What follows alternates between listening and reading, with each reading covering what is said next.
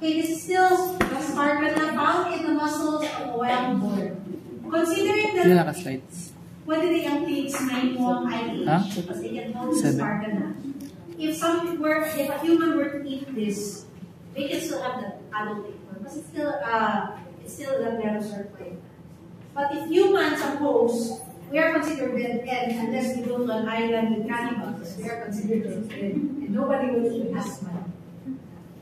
This is in humans. Human subcutaneous sparganosis. Common in Southeast Asia, and welcome to Southeast Asia, everyone. None is a Pilipinas reported din siya.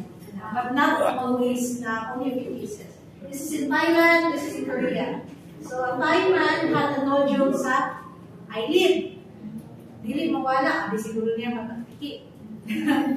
So it did not disappear. So he surgically removed. And find out that there is a spargana or Pterosaur inside.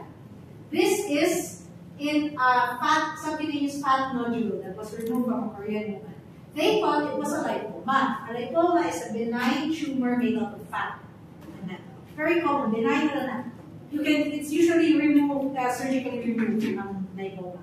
Pag remove nila, open nila, ang ikawas kay Pterosaur. So this is a sign that maybe the waters that they drank from was infested with the copepods that are already infected with Rosuchoi. And number 5.